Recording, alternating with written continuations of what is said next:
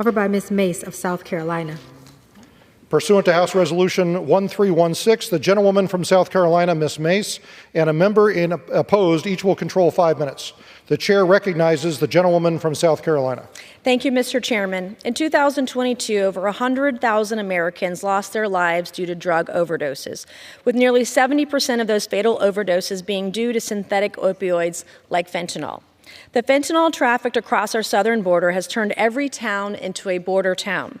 In South Carolina in 2022, we lost 2,296 lives due to drug overdoses, with 1,660 of those due to fentanyl.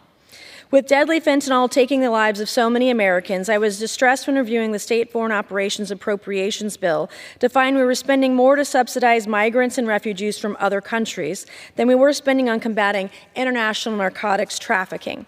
My amendment would simply transfer $500 million from the Migration and Refugee Assistance account to the International Narcotics Control and Law Enforcement account. This would provide law enforcement with much-needed resources to combat the deadly scourge of fentanyl trafficking. Fentanyl is a nationwide problem that requires a truly international approach. The primary source of fentanyl killing American citizens is from China. This fentanyl is brought by international drug cartels, trafficked into the United States through the southern border, and distributed into each and every one of our communities.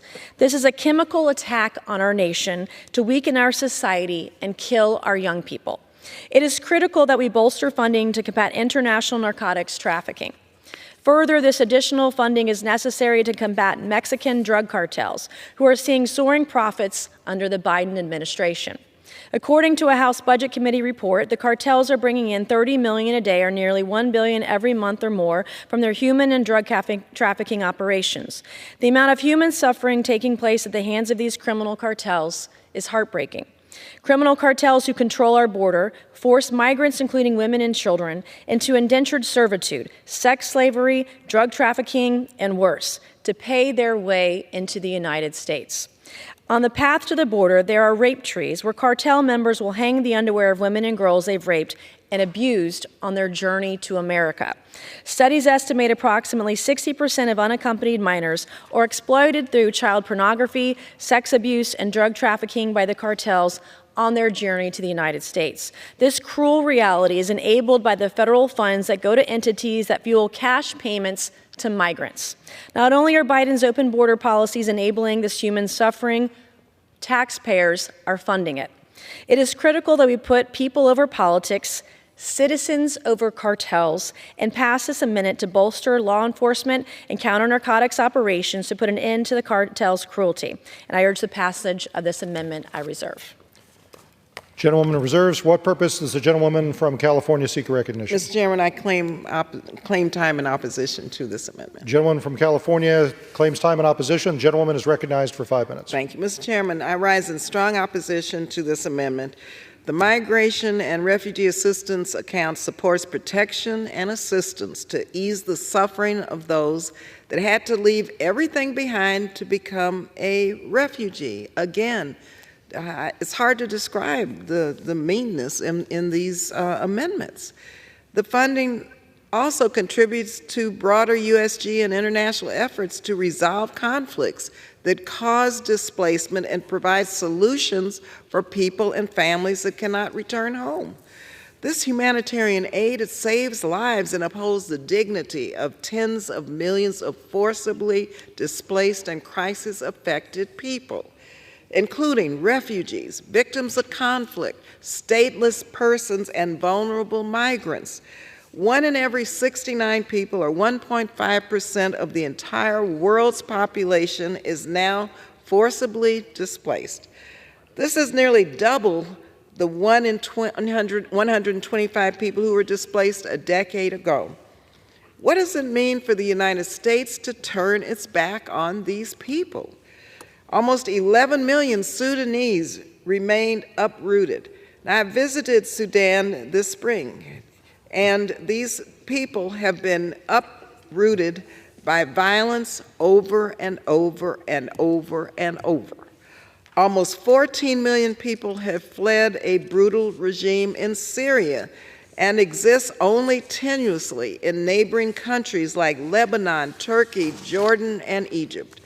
By cutting this assistance, nations hosting these refugees will not accept growing refugee populations in their countries, potentially destabilizing regions and threatening global stability and security. Should we be spending more in other areas of this bill? Absolutely, which is why the 12% proposed cut is irresponsible and does not come anywhere near meeting the needs of the United States. The Migration and Refugee account is already facing a $725 million cut. I urge my colleagues to oppose this amendment, and I reserve the balance of my time. The gentleman reserves. The gentlewoman from South Carolina is recognized. Protecting America and her citizens is it mean? It simply means that we are putting our nation and her people first, as we should, because we've sworn an oath to our Constitution.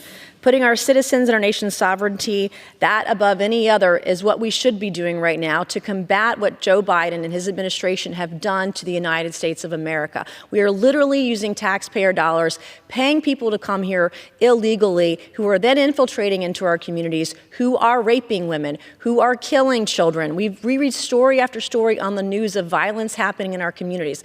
Fentanyl drug overdoses. In fact, 10 years ago, I didn't even know what fentanyl was, but in fact, last year, I knew 2 people personally who died of a fentanyl overdose. Joe Biden and his administration is allowing this to happen right in every one of our communities today, and we have to put an end to it. That means moving money around, cutting funding to the programs that are allowing this to happen, and stop funding what's coming across our southern border. If we really, truly care about America, then put your money where your mouth is and protect her citizens. And when we talk about threatening security, the videos this week of Southern California where Gavin Newsom said he was going to send the guard down to the border because, by golly, he was going to protect the state of California. The next day, a video of hundreds and hundreds of Chinese nationals coming into Southern California illegally. It's just absurd completely, and this body needs to do something about it, and I reserve. Thank you. The gentlewoman reserves. Gentlewoman from California is recognized. I ask for a no vote and I yield back the balance of my time. Gentleman yields back. Gentlewoman from South Carolina is recognized. I yield back. Gentleman yields back. Question occurs on the amendment offered by the gentlewoman from South Carolina. Those in favor say aye. Those opposed say no. The opinion of the chair, the noes have it. The amendment is not